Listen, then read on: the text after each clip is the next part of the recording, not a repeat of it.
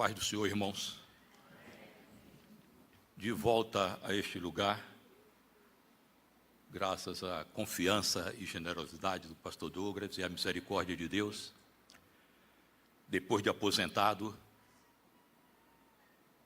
devido à idade, né, que me trouxe comprometimento da memória e uma perda relativa do fôlego, que já tive quando preguei durante muitos anos ao ar livre, ou na penitenciária de Salvador, onde era proibido usar microfone.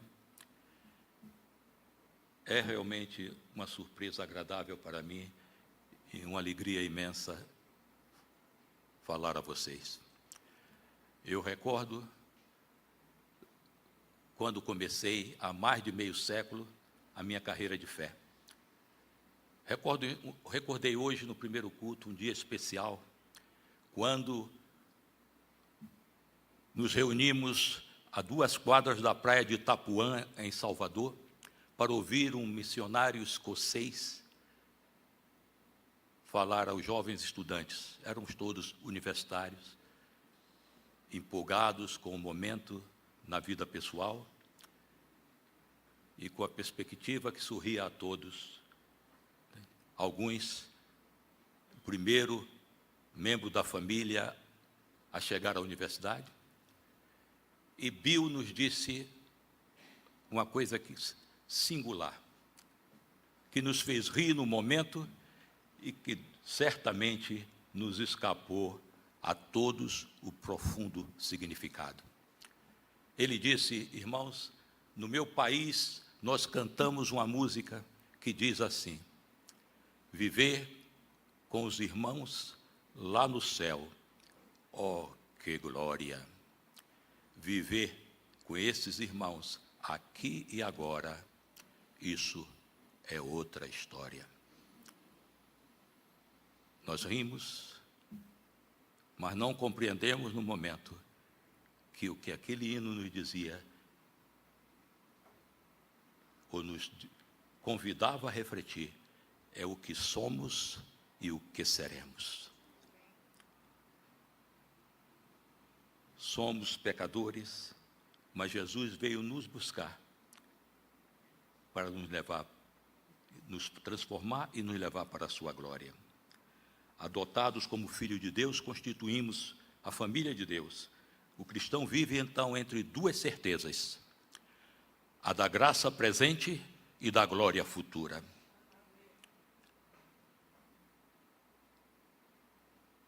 É inimaginável a glória que teremos e que seremos.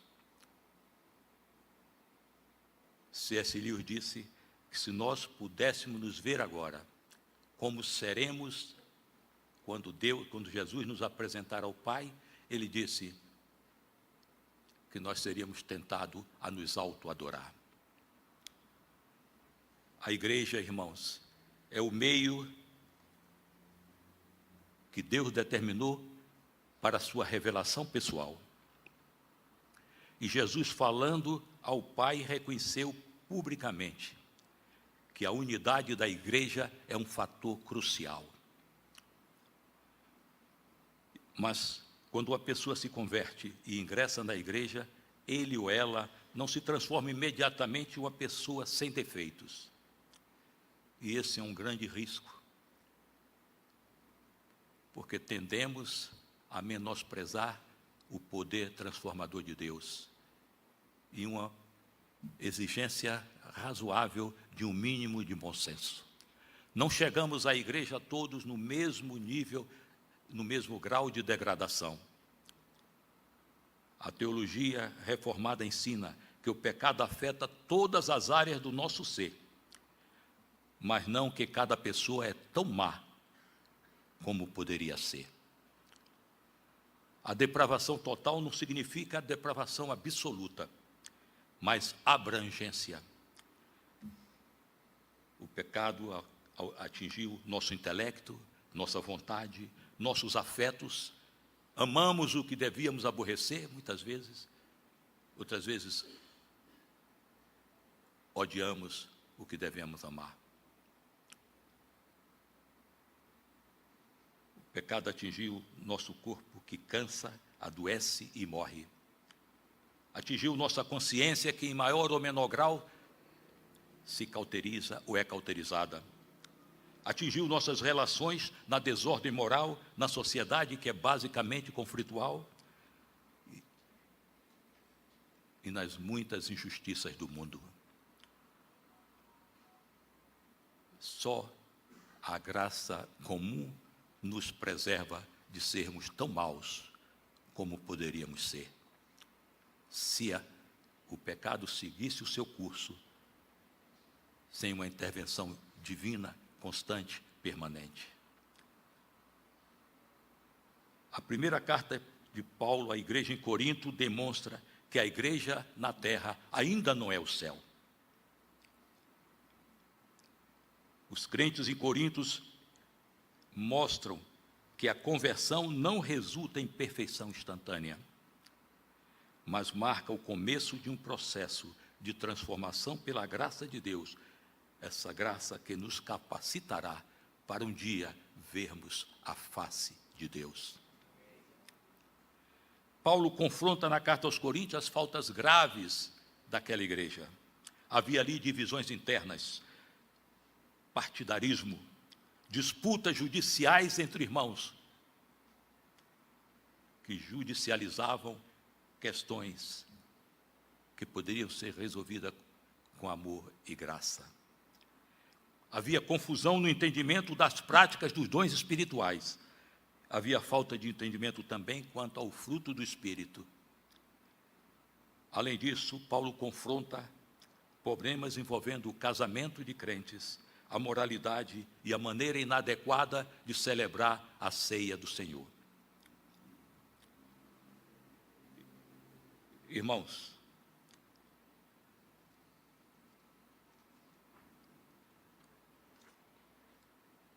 o que diriam os desigrejados naquele tempo, se houvesse, a respeito da igreja de Corinto? Eles diriam que certamente não era uma igreja cristã, mas Paulo atesta que aquela era uma igreja de Cristo. E ele sabia o que dizia, porque ele tinha fundado aquela igreja no ano 50 de nossa era. E ele escreveu essa carta apenas 5 anos depois. E, ademais, ele passou, logo depois de fundada a igreja, 18 meses instruindo a igreja. Então ele sabia, ele conhecia os crentes por nome. Mas aquela igreja não era perfeita. Embora não seja o meu tema central, eu gostaria de destacar, quando a igreja mosaico começa uma história que Deus permita, que será muito singular.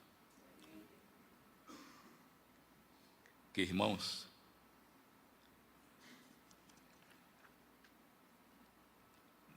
nunca despreze seu irmão. A Bíblia diz que nós sabemos que passamos da morte para a vida porque amamos os irmãos. Não despreze o seu irmão pela cor da pele, não discrimine pelo grau de escolaridade, pela conta bancária, pelo que for. A unidade da igreja é um fator crucial para que Deus se manifeste ao mundo. Neste assunto, a igreja de Corinto oferece uma contribuição inestimável, um testemunho que tem ecoado através dos séculos. Portanto, não despreze o seu irmão, porque nós não sabemos aqueles que nos parece ainda tão distante do ideal cristão. Não sabemos de onde ele partiu, qual foi a linha base onde ele começou, e não sabemos, é possível até que em alguns casos Deus já tenha feito muito mais por ele do que por mim ou por você. Corinto era uma capital da província romana de Acaia. Era uma cidade famosa por sua cultura, seu comércio e sua imoralidade. Como foi uma das cidades, Corinto foi uma das cidades prósperas do mundo grego e destacava pela sua estratégica localização portuária e seu caráter cosmopolita. Sua reputação de excessos acabaram levando ao surgimento de um neologismo na época, corintianizar, ou corintizar, que significa uma associação a uma conduta promíscua e de devassidão. Sua reputação, sua influência moral negativa para os crentes que estavam na igreja era imensa. E aqueles crentes que hoje pode nos parecer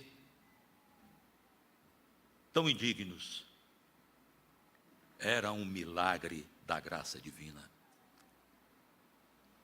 Alguns historiadores registram que naquela cidade, o templo de Afrodite, até a religião era tão compuscada que havia centenas de sacerdotisas prostitutas ou prostitutas cultuais. Tanto que Paulo, no capítulo 6, verso 18, conclama os crentes em Corinto: fujam da imoralidade sexual. Há, portanto, irmãos, duas certezas na vida do cristão. O cristão vive entre essas duas certezas, a graça presente e a glória futura. Nós sabemos que passamos da morte para a vida porque amamos os irmãos. Mas entre esses dois momentos, da graça presente e da glória futura, nós temos um elo inabalável, que tem por certo que aquele que começou em nós a boa obra, há de aperfeiçoá-la. Bendita esperança.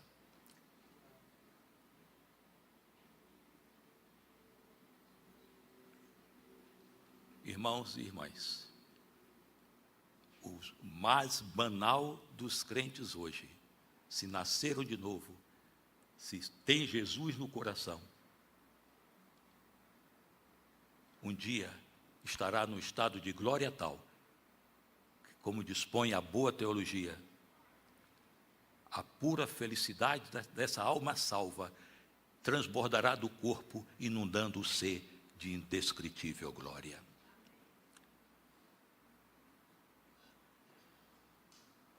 Bendita esperança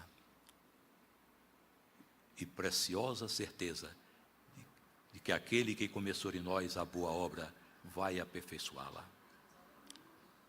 Céticos honestos, assim como crentes sinceros, todos concordam que o Evangelho de Cristo é uma história fantástica. A diferença está em que para o crente Deus é uma realidade a celebrar. Para o cético, Deus é uma ausência a lamentar. Pascal disse que se Deus não existisse, isso deveria ser anunciado em tons fúnebres, porque seria a notícia mais triste do mundo. A grande questão é: isso é um delírio dos crentes? Ou Deus é real, atual e verdadeiro? Vamos considerar a resposta a essa questão com 3 fatos: a escuridão da condição humana, a luz do esplendor do Evangelho e a igreja cristã como luz de Cristo na escuridão do mundo. Vejamos a condição humana sem Deus. O século XX começou com enorme otimismo. Foi o que se chamou de Bela Época, um período histórico de paz, prosperidade e otimismo, que se estendeu até 1914. Tudo fazia pensar, então, meus irmãos, que o humanismo e a secularização havia triunfado, e que o matemático e físico e astrônomo francês Laplace, na sua atitude arrogante, disse que Deus era uma hipótese descartada. Parecia líquido e certo que a igreja era inútil e o evangelho arcaico. Vieram, como a maioria lembra, todos sabem, as 2 grandes guerras.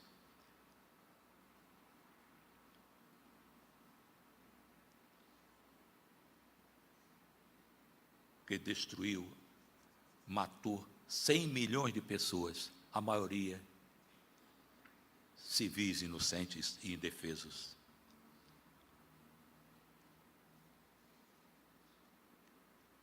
E o mundo teve que repensar o que é civilização e progresso.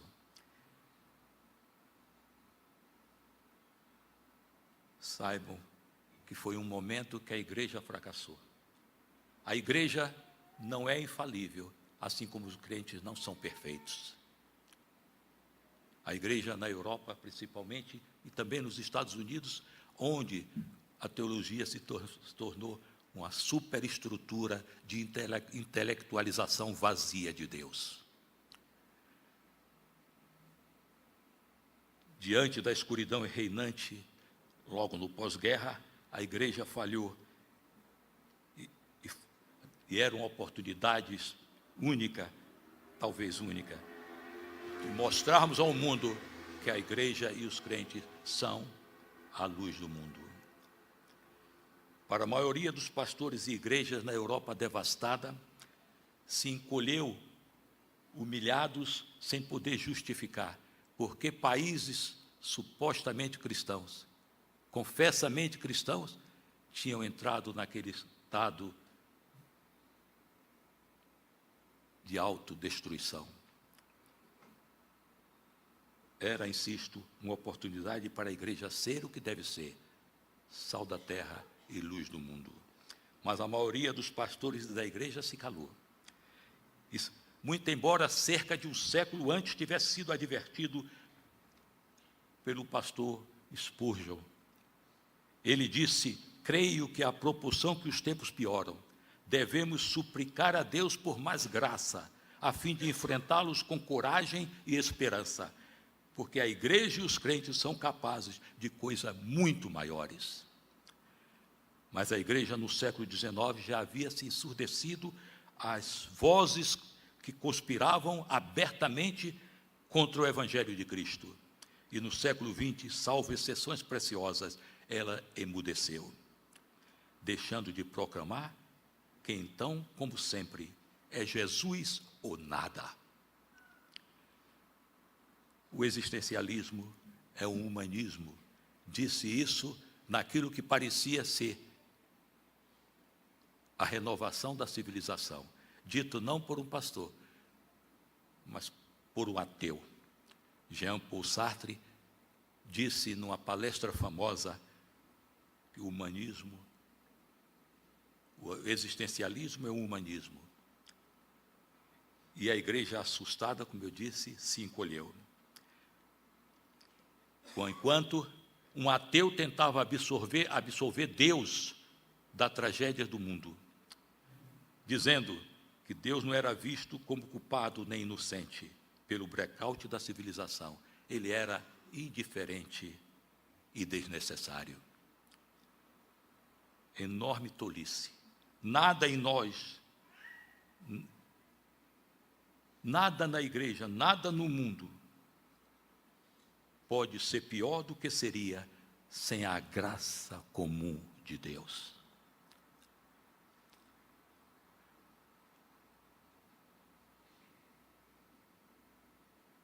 A própria guerra é um grito do Onipotente. Em teologia se diz que Deus sussurra nas nossas alegrias, Ele berra em nossas dores. Lewis dizia que o sofrimento humano é o megafone de Deus. Porque, irmãos, esta é a hora do arrependimento e da salvação. Porque não pense da mesma forma que o crente está evoluindo, crescendo, se desenvolvendo, progredindo até o nível da glória. O não crente está, mesmo que não percebam, se degradando, por mais lentamente que for, até um dia serão demônios. E é outro ponto penoso na teologia. Tanta misericórdia e ainda existe inferno. Absolver Deus pelas tragédias do mundo é tão desrespeitoso como culpá-lo de insensível à dor humana. Foi isso que o existencialismo fez, ao afirmar que a salvação do homem não é um problema de Deus. Nada no universo é indiferente a Deus. Isso é pura insanidade e ingratidão, porque homens e mulheres, sociedades e nações, sem a misericórdia divina, seria muito pior do que jamais foi. O pressuposto existencialista que a existência precede a essência significa que não nascemos com a natureza ou propósitos definidos, o que é uma mentira. Irmãos, toda heresia pode variar em aspectos, pode variar em projetos, mas todas têm um único cabo: a mentira. Parece complexo, mas não é. Basicamente é simples. Entender o que aquela gente falou enquanto a igreja se calou significa que um mundo sem regras é um mundo desregrado, que não há verdade absoluta, nem um legislador supremo, que não há justiça final, que o certo e o errado passam a depender exclusivamente do juízo humano e das convenções sociais. Sem uma regra superior, cabe à sociedade criar suas próprias normas. E todas são abstrações de conveniência.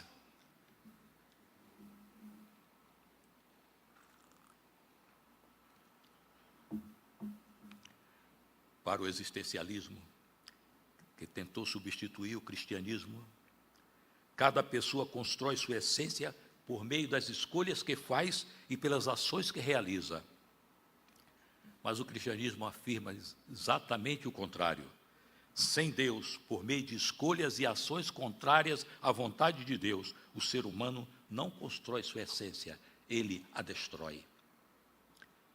Um mundo sem Deus transforma-se em um lugar sem regra superior para definir o bem e o mal, e sem esperança de uma justiça final. Eu lembro sempre o que um geólogo da Petrobras me disse uma vez: por que a firma terceirizada responsável pela higiene do prédio só me manda gente retardada? E eu disse a ele: você sabe, eu fui evangelista em favelas, você sabe como essa gente vive, como essas crianças crescem? Você já viu um banheiro dentro da cozinha com uma madeira cobrindo o buraco? Pessoas criadas como bichos. Quando eu penso nisso, eu digo, como é possível imaginar um mundo sem uma justiça final, que compense as desigualdades que os homens criaram?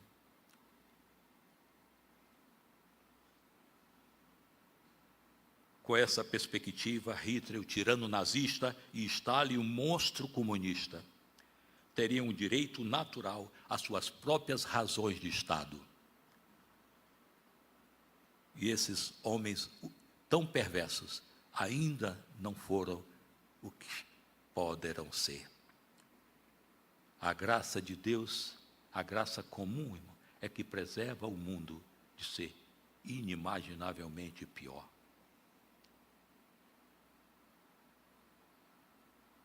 O mundo sem Deus transforma-se em um lugar sem regra superior para definir o bem e o mal. O certo e o errado se tornam reféns da conveniência pessoal. Assim, irmãos, sem Deus, estaríamos aqui, lançados ao mundo, sem que ninguém nos diga por quê nem para quê. Aliás, uma análise cuidadosa da obra de Sartre, O Ser e o Nada, dispõe essa conclusão, que nós somos seres lançados sem querer, sem motivo e sem necessidade.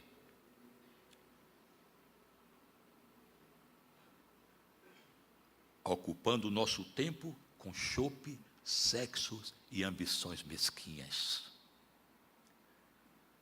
Ou Instagram, Facebook, séries coreanas ou americanas.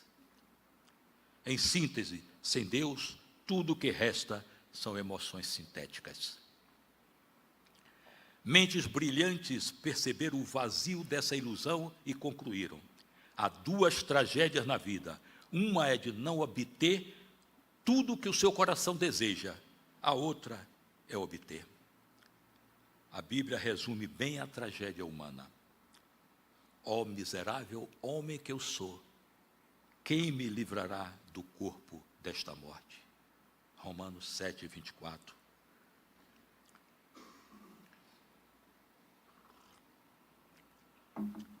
O cientista inglês Richard Dawkins, autor do livro Deus, um delírio, em franca oposição ao nosso Senhor, um dos campeões do ateísmo militante, propôs um desafio aos crentes.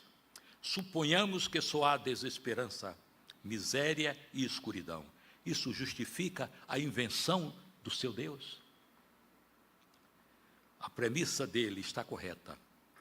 Sem Deus só há desesperança, miséria e escuridão. Mas a conclusão está errada. Não inventamos Deus, Ele veio até nós. Jesus esteve aqui. Deus esteve aqui na terra em pessoa, visível, audível. E esta é a boa notícia do Evangelho. Esse é o meu segundo ponto, a luz do esplendor do Evangelho. Estamos findando novembro e logo será dezembro e o Natal. Deus existe e sabemos como Ele é, porque Ele esteve aqui na forma em um corpo humano. Emanuel significa Deus conosco. Está registrado nas Escrituras que houve um homem cuja missão de vida foi apontar Jesus. E João disse: eis o Cordeiro de Deus que tira o pecado do mundo. E não pensem que a tragédia do pecado só será maior no inferno. Ela já começa agora, porque o castigo do pecado, dizia Lutero, é o próprio pecado. Ter uma natureza em que você sabe o que é certo e é incapaz de fazer o que é certo. Isso não enlouquece a maioria das pessoas, porque somos, em grande parte, muito levianos e temos, para muitos, o Rivotril. Após o anúncio de João apontar Jesus, o próprio Jesus selecionou um colégio apostólico. Homens que deixaram tudo para segui-lo e conviver com ele. E depois de 18 meses, meus irmãos, Jesus os arguiu. Então, e agora? Quem vocês dizem que eu sou? E Simão Pedro respondeu pelo grupo dizendo: tu és o Cristo, o Filho do Deus vivo. Mateus 16, 16. Jesus disse a Pedro: Simão, você é feliz e abençoado, porque foi meu Pai que está nos céus quem revelou isso a você.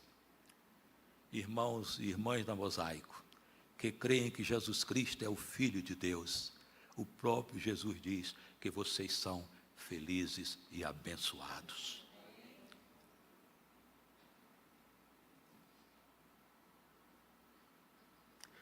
Deus se revela à igreja, e a igreja deve revelar Deus ao mundo. Tem que haver algo na igreja que o mundo não possa explicar.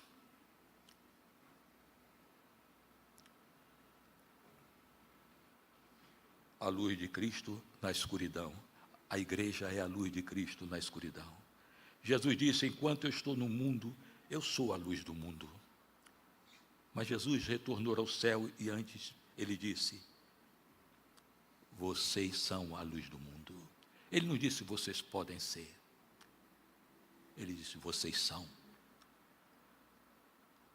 O que será da sociedade se a igreja não demonstrar o sobrenatural na nossa geração? Tem que haver alguma coisa que o mundo não possa explicar. Vós sois a luz do mundo. Uma cidade edificada sobre o monte não pode ser escondida. Assim brilhe a vossa luz diante dos homens, para que vejam as vossas boas obras e glorifiquem a vosso Pai que está no céu. Eu disse aos irmãos no primeiro culto, todas as boas obras, as mais óbvias, todos nós sabemos e reconhecemos, e com a graça de Deus, em maior ou menor grau, praticamos. Mas há uma obra magnífica que tem escapado a muitos crentes e a maioria das igrejas. O caráter do cristão e a integridade da igreja. Essa é uma obra magnífica de Deus em parceria conosco. E é algo que Deus não faz pela sua onipotência física. Nós temos como cantamos, de nos render a Ele. E a coragem de crer. Urgem dizer aos crentes que creiam.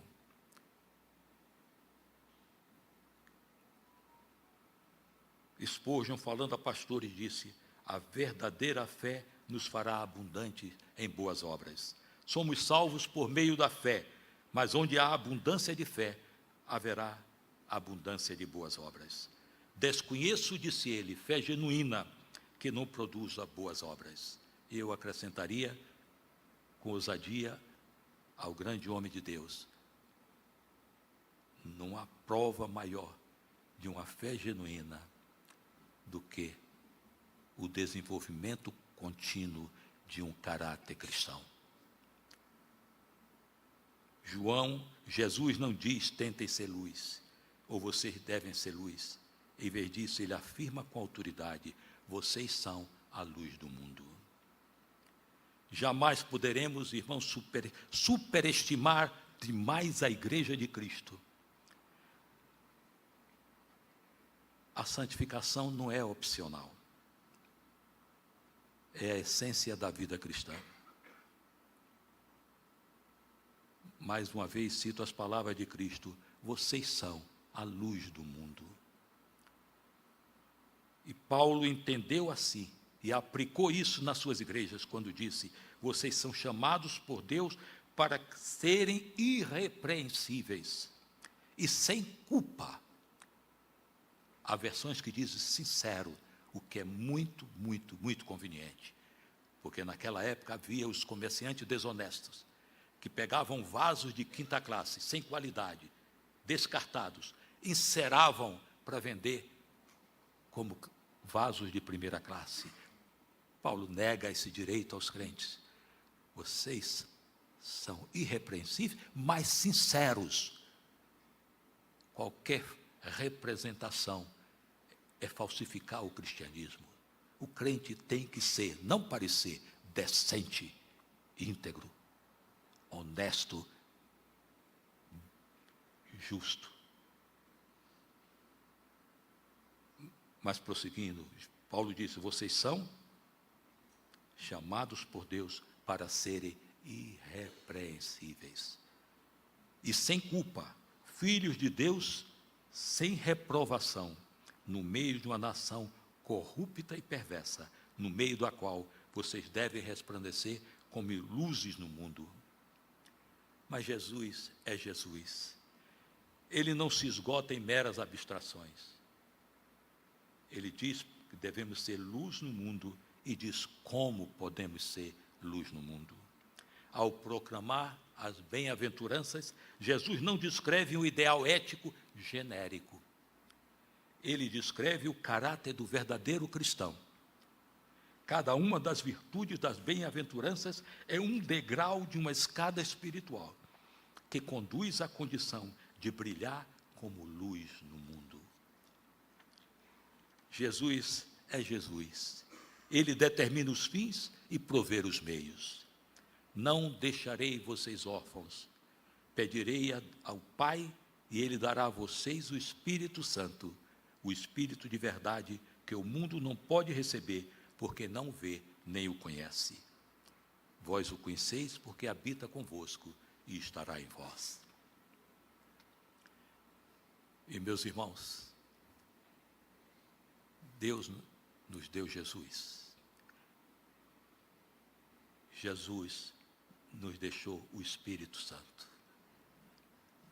Há um aforismo célebre que o senador, depois ministro da Justiça americano, costumava usar em discursos, e eu nunca li nem ouvi ele reconhecer a fonte,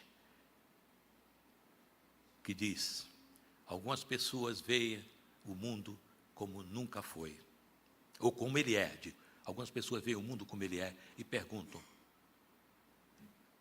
Algumas pessoas veem o mundo como ele é e dizem, por quê? Perguntam, por quê? Eu vejo como ele nunca foi e digo, por que não? Nada, em nenhum lugar isso é melhor aplicável do que na Igreja de Cristo. Nessa hora em que lamentamos tanto desatino da igreja, tantos falsos pastores, tanta exploração da fé de gente bem intencionada e até de gente muito simples. É hora de vermos aqui na Mosaico uma igreja em Niterói como nunca houve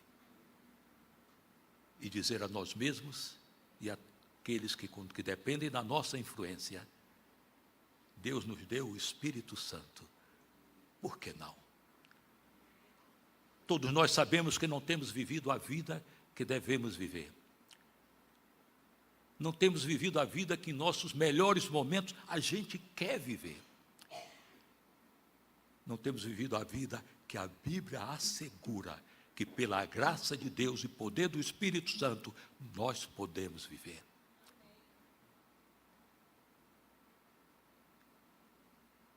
Vós sois a luz do mundo.